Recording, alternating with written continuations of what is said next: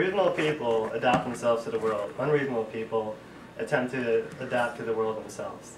All progress, therefore, depends on unreasonable people. This is a well-known quote by a well-known critic, George Bernard Shaw. Hi, my name is Nathan Plawecki, and today I'll begin discussing this quote and several ways to look at the quote.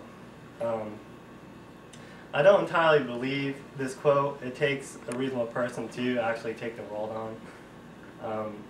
Any unreasonable acts is kind of like chaos to me, because you have to have reasonable things to do to have good things. Let's get started. I'm going to be talking about mainly Zen and Buddha and karma. That's, to me, those could be reasonable acts. It's a reasonable religion and kind of puts people in their place. Buddha and the Noble Eightfold Path is an excellent example. According to the Wikipedia, the path is an achievement of self-awakening. So you want to awaken yourself into the world. You want to be reasonable. You want to take it as it comes. You must be reasonable in order to adapt to life and its ups and downs. I mean, you have ups and downs, and you want to make sure that you got to understand you're going to have that. You got to adapt to that. Like I always say, the sweet ain't sweet without the bitter. I mean, if you have bitter, that means the sweet's going to be a lot better than what you think it is. In order to be reasonable, you must first achieve self-awakening, like I said. You must also love yourself in order to love others. Love yourself. You gotta take care of yourself, and and the way you act towards yourself, you should act towards other people. You don't want to treat people the way you treat yourself. So. The Noble Eightfold Path is sometimes broken down in 3 divisions. I believe wisdom explains how to become more reasonable. This is often referred to as the right view. And part of the right view is existence, suffering, sickness, aging, death, greed, hatred, and delusion. If we don't understand this, then how can we adapt to the world?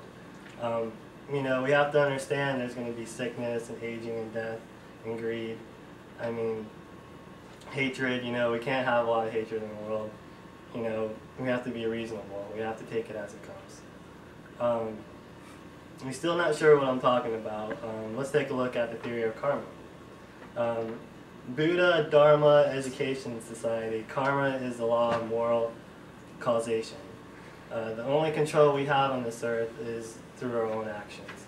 So we have to have, good actions, have good karma. The way we treat people is the way people will treat us. The only control we have on this earth is through our own actions. The only thing we can do is live life to the best of our ability. And we gotta live life. We gotta, if you want to go surfing that day, go surfing. You gotta live life, or go skating, or whatever you want to do.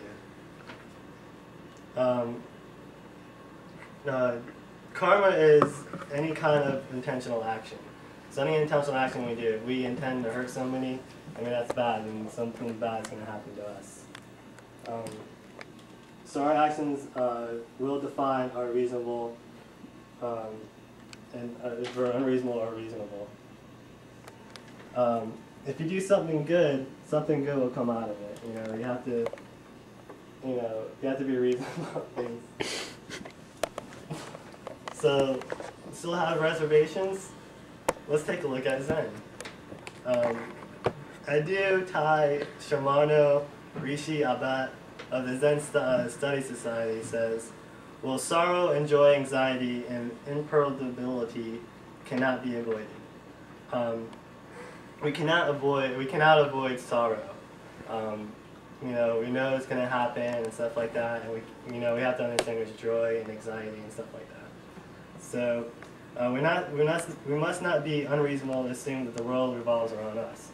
We can't assume that the world, we can't let everything happen to us. Like the elections. If you don't like how the election goes, you gotta just understand that later on down the road, something good will come out of it. So whatever people feel about it. So we must not dwell on the past, but instead adapt and look towards the future.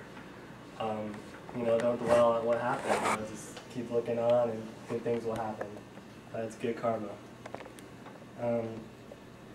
So we must grow as individuals in doing this while adapting to changes in life. So let's take a look at a well-known humanitarian, the Dalai Lama. The official Dalai Lama website says the Dalai Lama has 3 main commitments.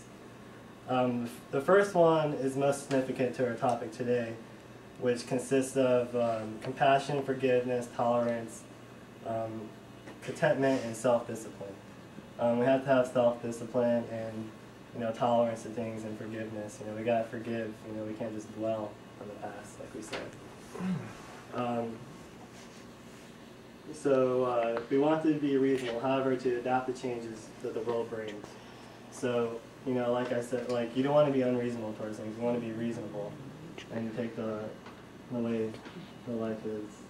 So, in conclusion, I hope you take this information and with this quote and utilize it in the future. Remember, you must be reasonable in life and understand that the world does not revolve around you. So thank you for your time, and